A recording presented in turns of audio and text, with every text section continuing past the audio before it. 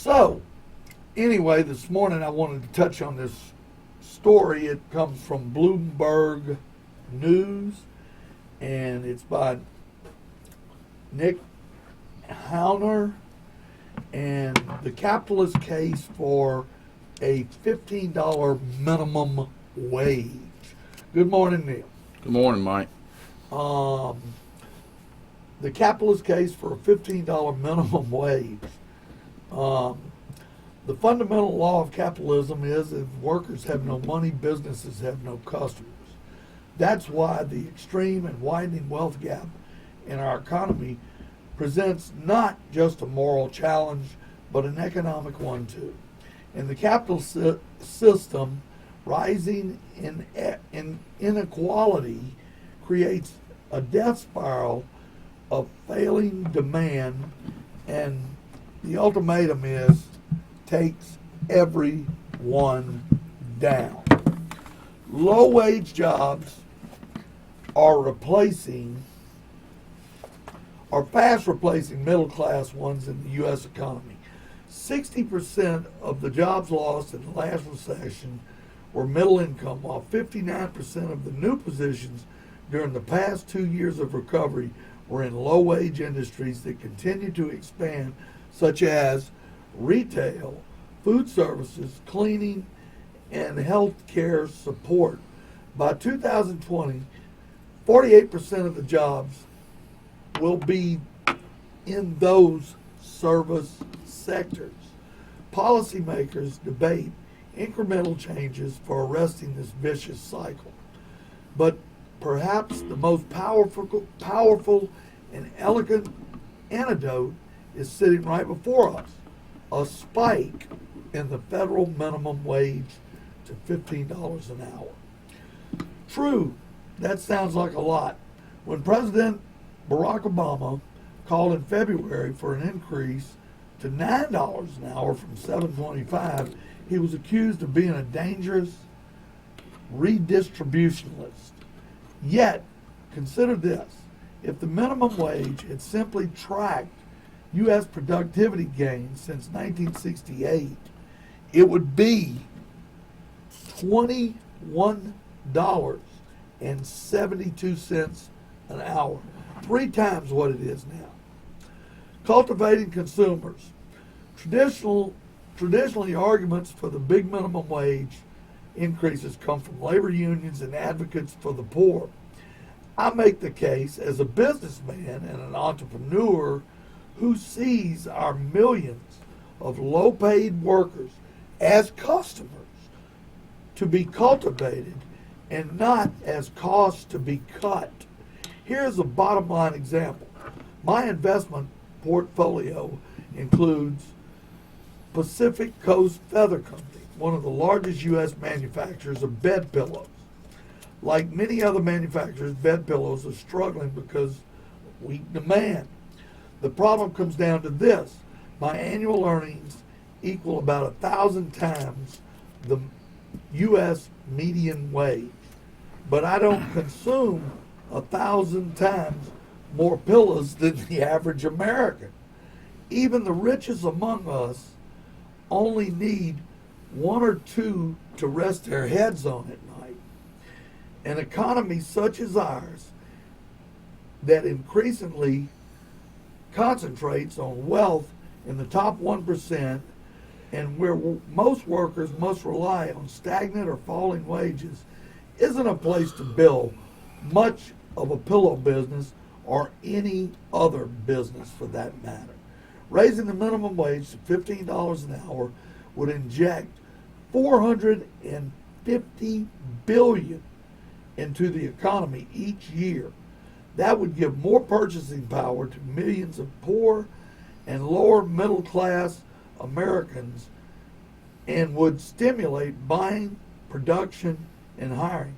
Studies by the Policy Institute that show that a $15 minimum wage would directly affect 51 million Americans and indirectly benefit an additional 30 million.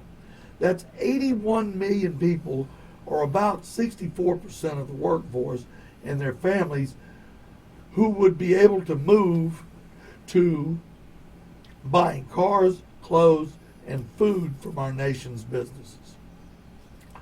Neil, this goes on. It's at Bloomberg. One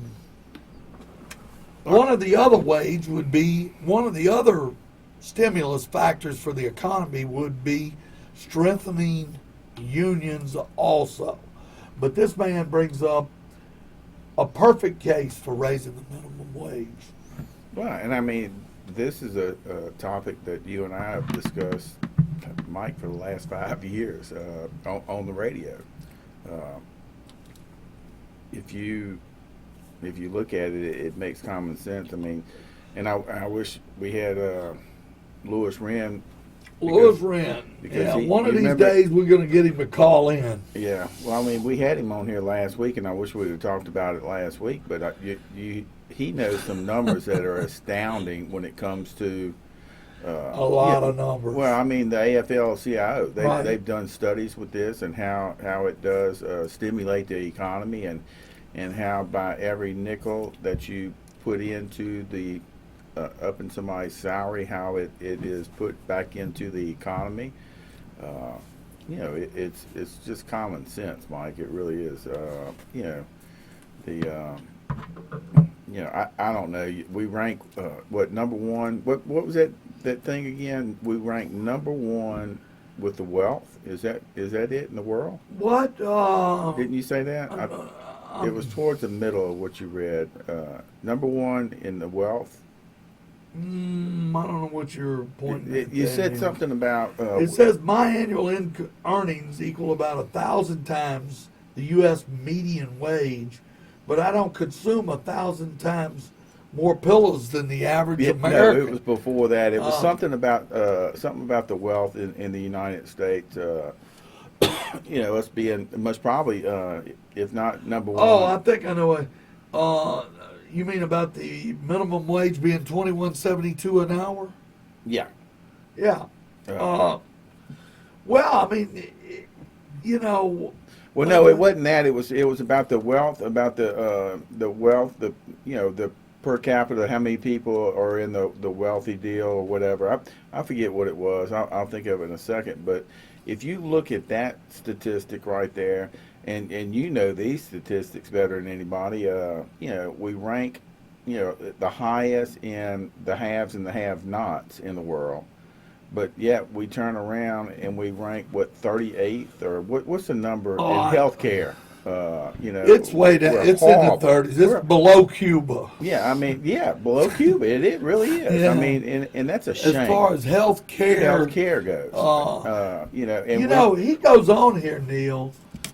Federal benefits. No one earning the current minimum wage of about $15,000 a year can aspire to live decently, much less raise a family. As a result, almost all workers sustaining on those low earnings need a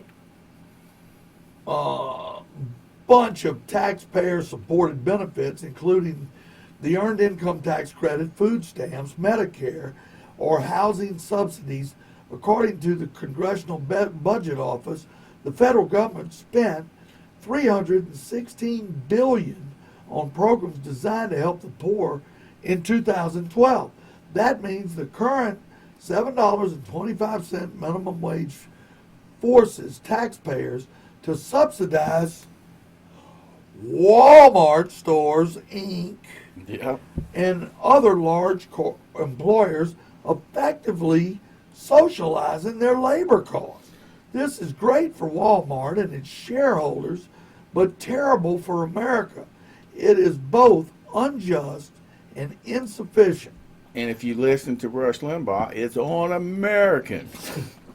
A higher minimum wage would also make lower income families less dependent on government programs.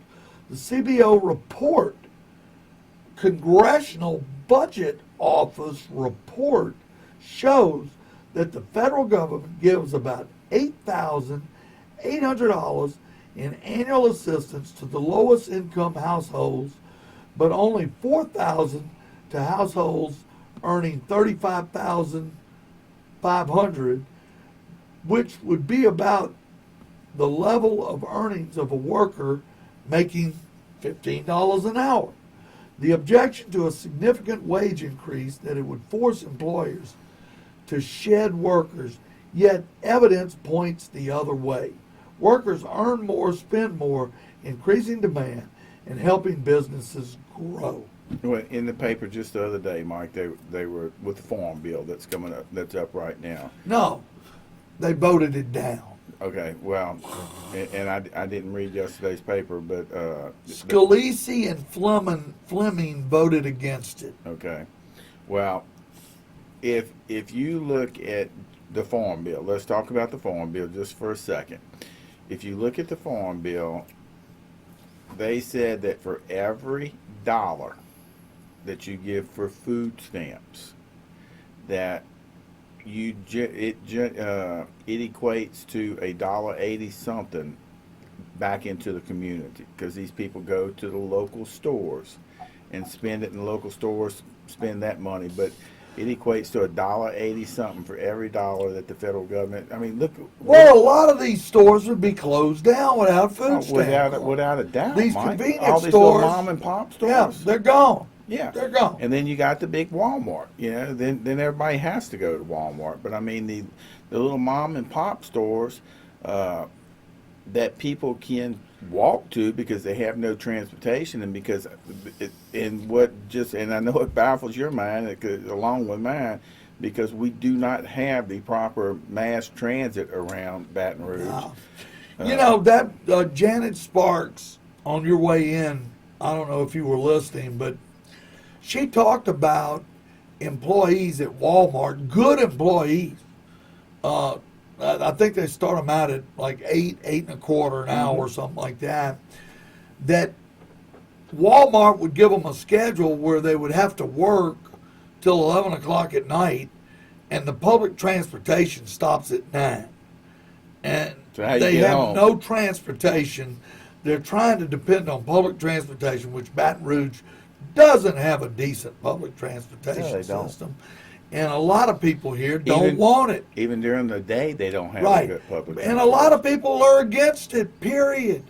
And they're against food stamps. The guys, and they're the against people that people drawing welfare. Mike, the people that are against it have transportation, Right. have the capability Right. of buying I don't car need insurance. it. Why should I pay for Yeah. it? I know a guy just like that today. You know, And not you know what? seeing that more people working creates more business. Well, and also This man says this man says it here, and also you and I've talked about this. When you were out of town, if you had the option of driving your vehicle or riding a bus, which one did you do? I rode the bus or the train or the train. You know, a convenient, a decent public transportation system. It's You're going to great. save money. You're You're going to save money. It's not. It's convenient. It's safer. No parking. no. You don't have to worry about parking. But you don't have to worry about that argument here because you really don't have one.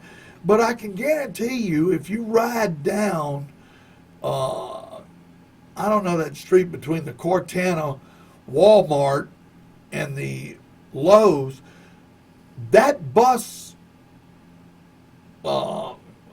shelter there is always full. People coming and going from there. And, you know, and as Janet Phillips said, out in Baker. Zachary Central. The bus, you know, you can't catch a bus home. If you're not there at 9 o'clock, you miss the bus. Okay, again, So, Baker, Zachary and then you Central. get these which one? write-ups for not showing up because you can't get to work. And they're paying you $8 an hour, which is not going to sustain a car note or even car insurance if someone gave you a car. They're working these people 10, 12 hours a week. I mean, where does it end, Neil? Oh, and Mike, again, if you look at the minimum wage, back on what you were reading right there, if you look at the minimum wage, if you look during the Clinton administration and what he inherited, what was one of the first things he did? They upped the minimum wage. Well, it That had been raised well, it had been stagnant for years and years. It's the same way now. Yeah. And you know what? I blame the Democrats and Barack Obama for that. I do too. They could have raised it. Yeah. They could have done that in his first term. I agree. I mean, that's something was they brought didn't up. even address. It went straight to health care. They jacked around with that for over a year. Then they got their brains beat out in the second year. You didn't get Employee Free Choice Act. You didn't get a raise in the minimum wage. And you got an Obamacare that still most of the people in the country don't understand and they're against. And that's just the numbers. And If you ask someone, hey, do you think your kid should be able to stay on your insurance while he's going to college up to, 20-something years old? 26. Oh, yeah, we're for that. Well, how do you feel about Obamacare? Oh, I'm against that. Well, that's what's in it. That's one of the things in it. Well, I think they have done a poor job as far as explaining to the public, what's going on. Well, and like I say, they didn't take the chance. The raising the minimum wage is a week. It's a week with 60 votes in the Senate. It would have took you a week. Yeah. Employee Free Choice Act, maybe 2 months. Yeah, if that. Yeah, done. Health care, you go 3 months. If you don't get no bipartisan support, done. Over. Yeah. Move on to something else. They call me the hammer. I'm not looking for a consensus. Yeah. I'm looking to make people's lives better. And I'm not running for anything either. And you're looking to do what the people elected you to do. Get something done and move forward. And I mean, that is that's what needs to be done and should be done. And I'm gonna tell you that's just like our own House and Senate right here in Louisiana. Wasn't it great to see them operate without Bobby Jindal? I thought it was great, and then he's going to get up there and try to. They did that a little bit. Oh, Mike, they did that a pretty good bit because he wasn't here to do anything. You want to go to the vetoes? Huh? You want to go to the vetoes? Well, go to the vetoes. I mean, but now you can pack a gun at a bar. Yeah, or somebody under the age of 12 can pack a gun if he's got permission. Wasn't that ridiculous? Yeah. If he's got permission from his parents, and he weighs enough to pack it. Yeah, well, no, he's got to have written permission from his parents. Come on, that's ridiculous? Stupid. I'll never understand some of the mentality when they come up with this stuff. And that's out there where you're at. Yeah, who comes up with that? Who's your guy out there? Yeah. Let me give you written permission. Come on. But and Mike, back on that, and I know you're pulling up the veto stuff, but people think that by upping the minimum wage that it's going to up the cost of products and things like that. It has a snowball effect because when you up the minimum wage, the person above them a little bit, the people that are above minimum wage, they're going to get a bump too. I mean, so. It does. I guess the bottom line is, it's going to up the price of a product, but not by that much, Mike. Not by that much, and it's going to make it where they can afford it. All right, you got some funding vetoes? for the disabled. This is from the Advocate, Michelle Mulholland. Funding for the disabled. We're talking about Jindal's vetoes. Oh yeah, arts programs fell out of the $25 billion state spending plan Friday with a stroke of Governor Bobby Jindal's veto pen. The governor deleted $4 million aimed at whittling down a waiting list for home-based services for the developmentally disabled. Parents of disabled children pleaded with legislatures during the session to shorten the list.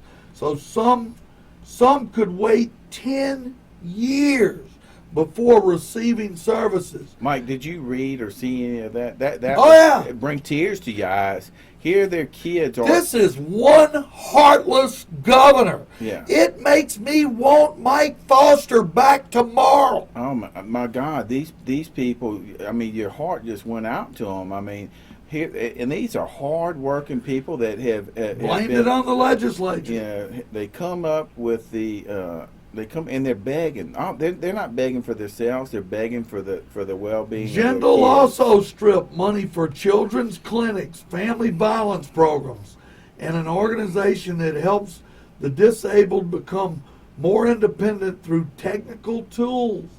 State Senator Dan Clater, Republican, Baton Rouge, urged his Twitter followers to tally up the cuts. Quote, "Wow, Governor sticks it to the disabled community. Match up the line items cut to HB1 and see what you get. Yikes." This is Republican Dan Clater. The budget signed by the governor represents a compromise that the House and Senate reached in the final days of the legislative session earlier this month. Jindal proposed a spending plan that heavily relied on property sales, legal settlements, and other one-time dollars to fund expenses that must be met year after year. And here we go again. This administration, this was the administration that was going to go up on tobacco products, was willing to go up on tobacco products as long as it was going with what he was planning on doing away with the sales tax. But yet, when you get there and you're trying to balance the budget and you're going to go up on the tobacco products, 35 cents, he said that was another tax. How is it a tax when somebody else brings it up, but it's not a tax You when he don't brings have a budget shortfall. You don't have enough money in the budget. But I understand it, but I don't know.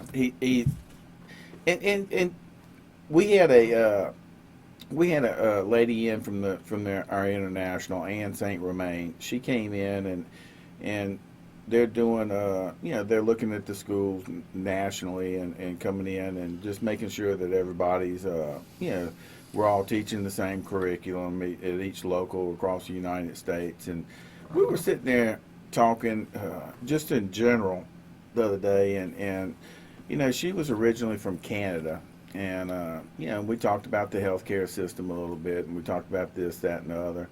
And you know what she said? She says, well, Neil, your governor, he's not running for national office no more. And I said, Ann, I wanted to say, what turnip truck did you fall off of? But I didn't. I said, Ann, yeah, I think he is. And she said, no, he's not as bad as he was a year ago. And she said, every time you turn on the TV, he's up there preaching about this, that, and the other. And she said, he's been kind of quiet here lately. I don't know. I guess going to all these fundraisers while you have while the session's going on and not being here 80% of the time during the whole Well, time. he's not campaigning for Romney anymore. Yeah, He's not campaigning. but he still started out with he's still campaigning for himself. for Tyler Perry over there in Texas, or Rick Perry. Rick Perry, And then first one to endorse him he flipped over to Romney, and when he had no choice. then 5 minutes after Romney lost, he stabbed him in the back. Yeah. Well, I mean, he does have national ambition. I mean, it 5 minutes after Romney lost, the Romney campaign disabled all their workers' credit cards. They couldn't even catch. They're trying to catch taxis, and the credit card's not working. That's a true story. It wasn't 30 minutes. Credit cards off. Well, they didn't want him partying, I guess, that he didn't win. But I mean, it is, and it's still amazing that people blame blame our president for, what we're going through. I mean, God, Mike, they have a short memory. Look what he inherited. He inherited the biggest mess, I think, in the history of the United States. And, and here we go with, you got to fix things. And it didn't happen overnight, the fall. I mean, it took W, 2 terms to really screw it up. And, it's going to take a while to fix it. But, we need to, again, and that's let's get back on what you brought up, the minimum wage. What's it going to take for us to up the minimum wage? I don't think it can. It'll never get through the House of Representatives. No, absolutely not. No, I just never. don't think it can happen. It won't happen. I can tell you that. It won't happen in the next 2 years. That's for sure. No, I mean, I just don't see it. You'd have to have some drastic changes. I don't see it ever happen. I think it could in the Senate, but it won't in the House. Well, I mean, you would have just about all the Louisiana representatives vote against it. Every one of them. Yeah. Well, not every one. No, not Sedman and Cedric. Richmond. Yeah. So what was? Let's get back on. Why are we talking about that a little bit? Let's talk about the Farm Bill. What was our delegation's reason for voting against it? Well, they didn't cut food stamps enough. Wouldn't do nothing but with the. It was $20 billion they cut out of it, and that wasn't enough. That's what it was. And, read it this morning. Boy. And when you look at most of it was the Farm Bill was to really aid not just the recipients of food stamps, but it was also for our sugarcane farmers here in Louisiana.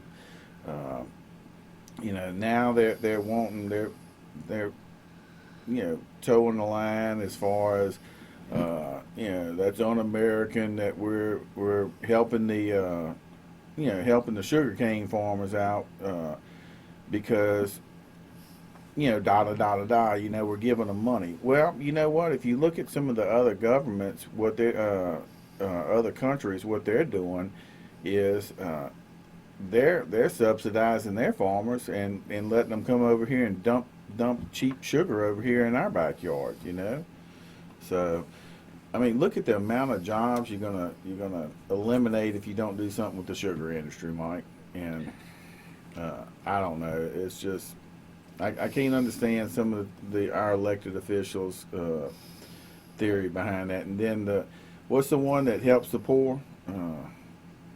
Cassidy. The doctor of the poor. The doctor of the poor. he comes up. The doctor of the poor. He helps the poor.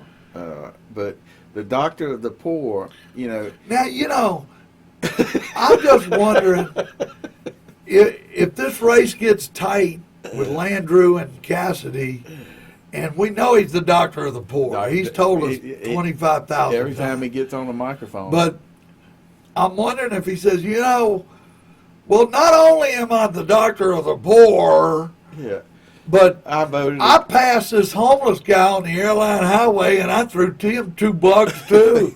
You know what I'm saying? I guarantee he's never given $1 in his life. Well, I don't know. He was a doctor for one of my friends that have deceased, and my friend couldn't brag on him enough. Okay, he's really a good doctor, and my friend died from liver disease, and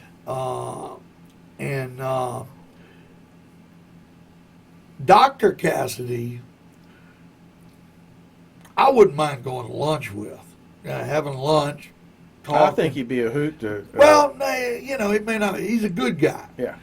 But the politician, Bill Cassidy, is no different than the rest of them. No different than Bobby Jones.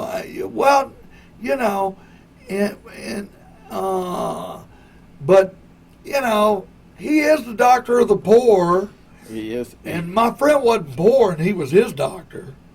You know, my friend wasn't poor. He wasn't on any kind of government assistance or anything like that. Any free medical care. And I met a couple not too long ago that matter of fact. I'm going to ask that guy standing across from the Sally Ann over there if a doctor ever dropped any money on him. Yeah, the doctor of the poor. The doctor of the poor But left him anything. I talked to a couple. Left him a little package there. This wasn't but a couple months ago, and the same thing. They believe in the doctor of the poor too, because he treated. They believe in the doctor of the poor. Yeah, because he's a good doctor. He treated their the mother-in-law. Or He something. could treat me, and I wouldn't vote for him. Yeah. He's a good doctor, but that don't mean I'm gonna vote for him. Yeah. You know, that don't mean. I mean, we have very different outlook on many issues, and you know, like I said, look, he seems to be a real nice man. You know, he really does. I mean, he was at my friend's funeral. You know, and he's a nice guy, but I'm not voting for him. I got to go. As bad as I hate it, I'm going to hold my nose and vote for Landrew. And that's just my vote. I'm not speaking for anybody but myself. Well, and I mean, and we got off tangent, and I done forgot what I was fixing to say about the politician when we got on the doctor of the poor. He is the doctor of the poor. But they, doggone, I can't believe I I forgot. wonder how the doctor of the poor would vote on raising the minimum wage to make those people he's treating not so poor. Yeah, and be able to pay him $1 or $2, huh? I wonder how the doctor of the poor. Well, I think he voted for the farm bill. He did, but I'm pretty sure he voted for the farm bill. Let me see how he voted for the farm bill. I know the doctor of the poor voted for the farm bill. I know what I was fixing to say. He did bring up something with the Obamacare. He wants to add. He wanted to add to it, and it was right. For, and that was a good idea. It was a great idea. Yes. I couldn't believe he even brought it up. I was for it. Yeah, I am. Do you remember what it was? You know, it was in the paper 2 days ago. Yeah. And you know, because I had to do a double take. I really don't read much about the doctor of the poor. Nor do I, and I but when I saw the little thing on it, I went on and read the whole article. I said, "Look at this." Yeah, and it was a great idea. It was extending. And something. you know what? Here's the bad thing: he's running for senator. Why couldn't all this have been brought up when? I mean, look, you're sitting in the Senate with 60 votes against you. If you're the doctor of the poor in the Senate. Okay? Hey, this is going to become law. They've got 60 votes in the Senate. You know? Why not work with these people and just get what we can out of it? Because it's going to be the law. Let's try to make it work. I mean, that's all people want is laws that work. Look at the political grandstanding, and we'll come back. Yeah. But I want you to look up what the doctor of the poor voted for the farm bill. I can't find that. Or what he was talking about a couple of days ago. It was something with the Obamacare, wanting to put something in there, and I thought it was a great deal myself. I wish I could remember it, and I had it until we started with the doctor of the poor. But if you look at and while Mike's looking that up, if you look at the political grandstanding, and maybe Mike knows this, he can jog my memory on this because he brought this up about a month ago. How many times the U.S. House brought up repealing Obamacare? And I think it's 39 times, 38 or 39 times. And my argument is they could have done it 12 times and still shown they were against it. And this is the thing, Mike. This is what the listeners need to know. You don't just walk up to the mic and say, "Hey, I want to appeal Obamacare." Oh no, it's a big vote. It's a big process. It's a big vote. And it's time consuming. Every time you do one of these, it's time consuming. and it could be on something better, better thought out, better for the taxpayers, better for the American people. You could, but I mean, 36 times, and like Mike said, you could done it 12 times, and it still would you still would have got the same bang for your buck, showing that you were against it. But it was just a waste of taxpayers' money, and it was a waste of the House Republicans. They were not representing the people back home, their constituents, and I thought it was a joke on their part. But you know, Neil, in a way, they are representing their constituents. They're not representing their best interests, but in a lot of ways, they're representing their views. They're representing getting reelected. You could walk down. Look, a lot of people want to blame black people for food stamps. oh yeah, but statistically, That's the it's big not the thing. case. Go to Livingston Parish, go to the food stamp office in Livingston Parish, and you're going to see very few white people there. I mean, very few black people there. It is crowded with white people, okay? And it's people that need food. I mean, that's what I'm assuming. But it's not really a black-white issue in Louisiana. There's a lot of white people on food stamps. And, Well, nationally, statistically, Caucasians are on more food stamps than well, there's more minority. Yeah, but they're a minority. Yeah. But I can't find that article on the Doctor of the Poor. We'll bring it up next week. I'll be sure to. But it was a good idea. I forget exactly what it was, and I give him credit for No, that. kudos on that because it was a great Well, great thing. Mike, You're not typing in Doctor of the Poor. Are you putting his name? I think that was coined here. I don't know how much the Doctor of the Poor will like that either. But if you see, are you going to go after him if he makes bumper stickers for the senator, Doctor of the Poor? Doctor of the Poor for U.S. Senate.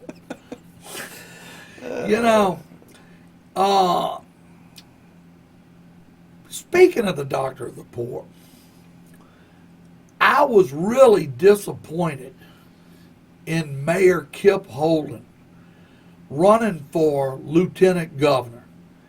He should have ran for the Doctor of the Poor seat. I agree. I 100% agree.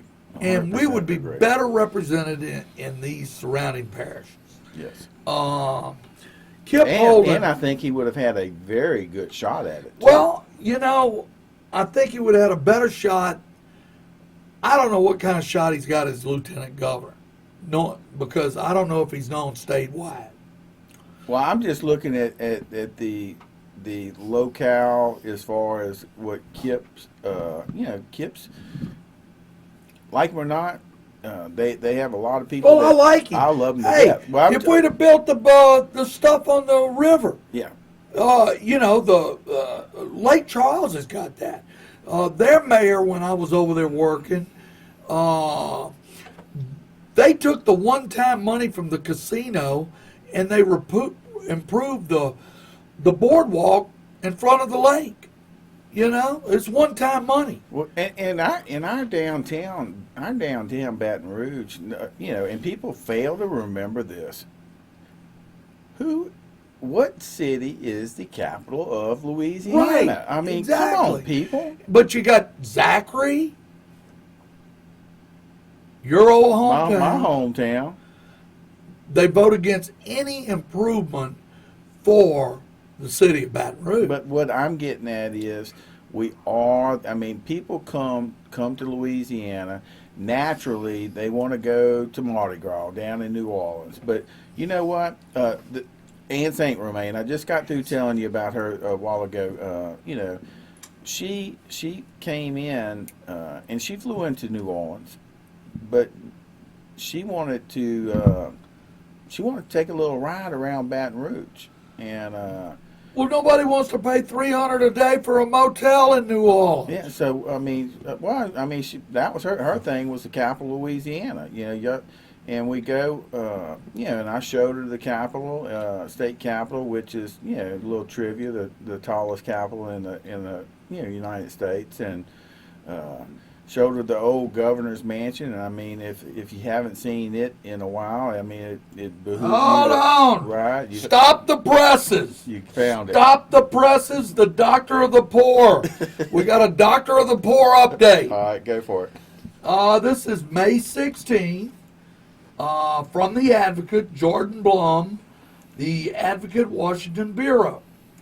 U.S. Representative Cassidy files health care bill. Yes, this is it. Washington, the doctor of the poor, filed this bill. As the President's Affordable Care Act law moves closer to implementation, that's a flash. Yeah, We got 6 months. yeah. Where were you 2 years ago? Representative Bill Cassidy, doctor of the poor and Republican of Baton Rouge, on Tuesday filed his legislation to attempt to create more financial and efficiency accountability for Medicaid funding.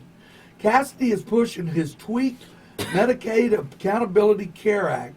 The first version died in Congress last year, as a way that he contends will more fairly allocate funding to states in a per capita way, while reining in overall Medicaid spending, which he urges is out of control. A physician by trade and doctor of the poor, Gordon Blum didn't write that, who worked for decades at a public hospital. Not making no money. Decades. Yeah, Decades, Neil. Not making no money. Oh, no. He was making some scratch, Yeah. believe me. Cassidy, as a physician, let me repeat that, by trade, who worked for decades at a public hospital, Cassidy said he far too long saw patients treated as flotsam, jetsam, with long lines and not enough adequate medical resources to give many of them the proper care. In the wake of the Republican-led Making Medicaid Work congressional report was released last week, Cassidy says it adopted a lot of his ideas, making it possible for his MAC Act to become part of any kind of deficit reduction grand bargain. The last time Medicaid was updated, the Beatles were the most popular band in America, and we were still a half a decade away from walking on the moon, Cassidy said in his announcement. About the same time the last time we raised minimum wage. You know, he's a doctor of the poor. I don't think that's the article that I was talking about. I thought it was just a couple of days ago. When was that one? May the 16th? May the 16th. That's it. Yeah, The doctor of the poor. Well, and I mean, let's get back on Kip. Being he would have been a great candidate for that job. I think that I think it'd have been hard to beat. Well, not just hard to beat. It'd be hard to find somebody that Kip's a very compassionate person. I mean, Kip does care. Kip's got blinders on when it comes to race. I mean, there's no black white with him. It's all about he and this is what I read from him, and I think Kip is number one, he's a good politician because he gets elected for everything he runs for, but he also follows up and follows through with things. And I mean, we got away from the downtown Baton Rouge thing that you were talking about. If the people would have followed his lead, look at how much money would have been generated just down there in the downtown Baton Rouge area. If you do the boardwalk on the river, and then Jindal takes the high speed rail, how would that look? Oh my God! And it's and if you haven't been there at night, down there at night, it is beautiful, Mike. Yeah, it's I nice. mean, It's beautiful. nice. But we could have made it even more better down there. I mean, it could have been just a jewel. It's a jewel in the rough right now, but we could have made this a jewel. You know, People in Zachary didn't want it. People in Central didn't want it. yeah, and why? I'll never understand. Well, They don't want they don't mass want transit. a bus system. They don't want the boardwalk. They don't want. I mean, horses. I don't even know. If you went back to horse and buggies, that might make the people in those areas happy. But if you wanted to hire somebody to come scoop up after the horses riding down the road, they might be against it. Yeah, yeah. I mean, Unless I'm they get looking at this from they voted down every improvement that you could vote for. Well, we got another one over there. You know, the original tax buster, Woody Jenkins. I mean, if you look at him, Does he live in Central? No, no. But he's a fixture in Central. I say no. I don't. Let me put it this way. I'm 95% sure he doesn't even live. I wonder in where he votes at. I don't think it's Central. Otherwise, he would have ran for office over there. Well, Neil, we got 10 or 12 minutes to go. Let's do something on Local 198. What's going on? I know you had the Central cooking money that they sent to Oklahoma. or Yeah, something. they. Oh, by the way, Baton Rouge Local 198 on Facebook is getting more and more people going to it. I think right now there's 117. Good, good. And that started out from Scratch. 4 or 5. Yeah. So what's going on with the work? What's going on with the guys? What's going on with that explosion they had at Williams? We had a lot of guys there. They had another explosion at CF Industries. We got guys there. What's going on with that?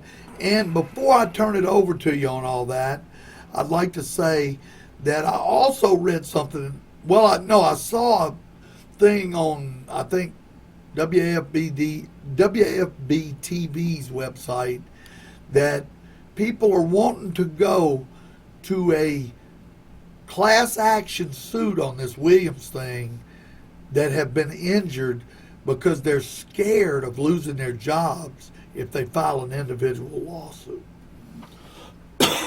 Well, right now, and let me start off with with this explosion. There was the first one, Williams, and not just Williams, CF Industries too.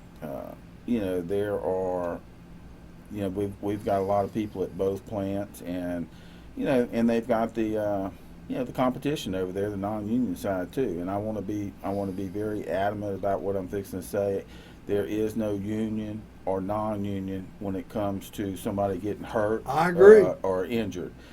And our main concern during the explosion, because it happened about 8 o'clock at night, and our employees work for Turner and Turner Industries, and I want to commend publicly, especially Robert Chandler, because immediately when the explosion happened, I get a phone call, and his thing was making sure that we located all of our people. And when I say all of our people, the building and construction trades people that we had out there.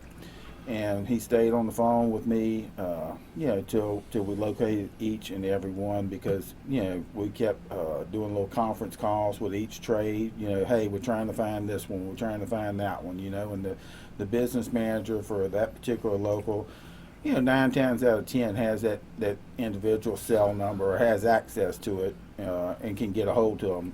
And so, I mean, they did a tremendous job with that. They also did a tremendous job, getting the people ferried to their houses, because when this thing happened, you got to realize, and I mean, if you saw it on TV, it was unreal. And the amount of fire and it scared a lot of people also. But you had people whose vehicles were in the parking lot. The last thing that was on their mind was going and getting in their vehicle and leaving. The first thing on their mind was just run, run, Sally, I've run. been there before. And I mean, I've been in that position where I just wanted to run. Yeah, and they turned around and the state police comes and takes control over it, and and literally locks things down, shuts things down, and so you get the head count and everything. And we local 198 did have a few people they got burned, and I think it was a total of 4. So there's no burn there's no such thing as a minor burn. A burn's a horrible thing to get. But I think they're being treated pretty good with it. I am in contact with them, and it looks like everything's okay with that. And then the CF industry one, all of our guys had already checked out. They were already out of the plant. But you did have a fatality out there too, and you had 2 fatalities out at Williams, and you had one at one out at CF. And I mean, my heart goes out to family and friends of the people that did pass away from this explosion. And I mean, it's still too early to talk about did have a meeting with the OSHA.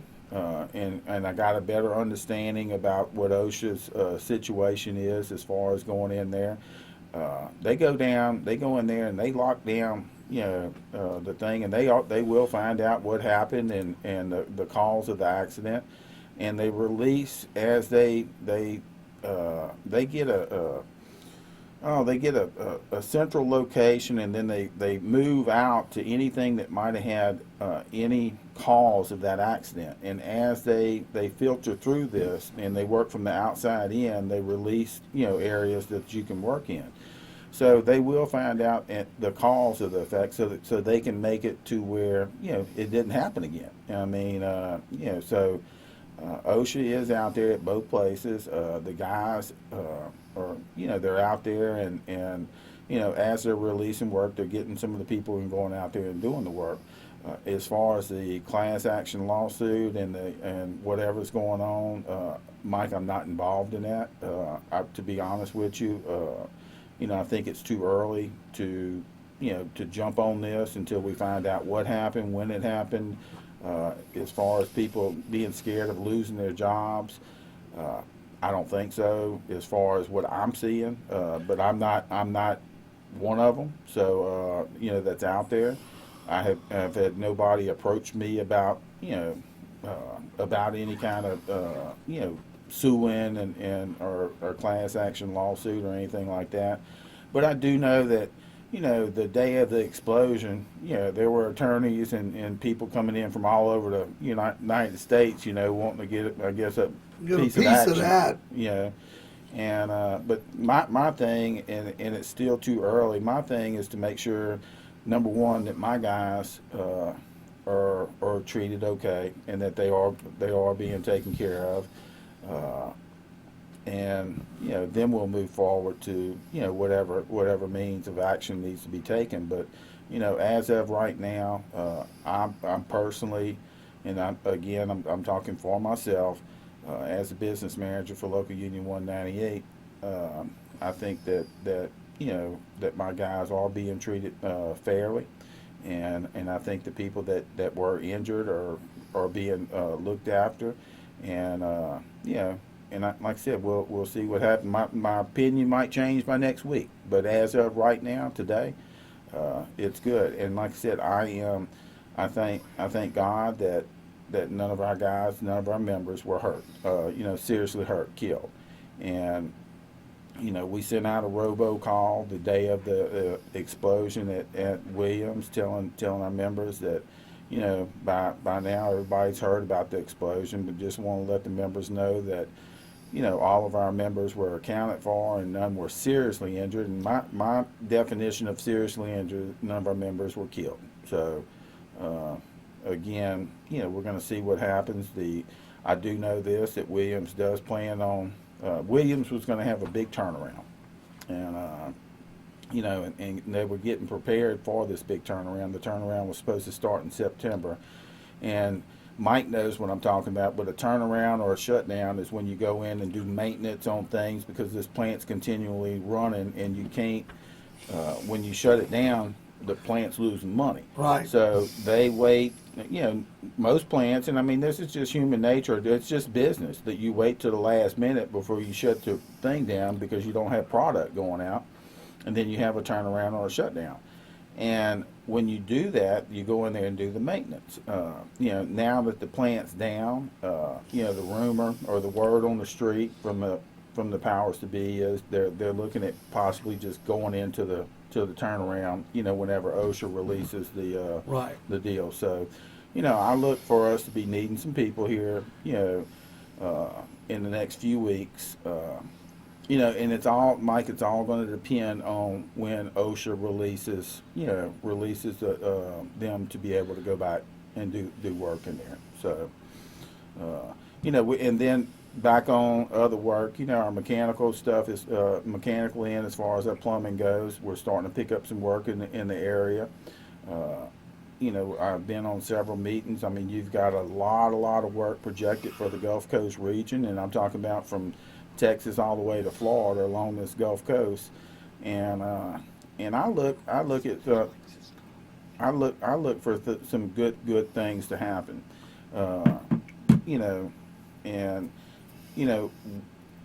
I just, like I said, I'm very giddy about what's fixing to happen as far as what I think we're going to be getting, and Mike read the article about the minimum wage, and we need to strengthen the union up.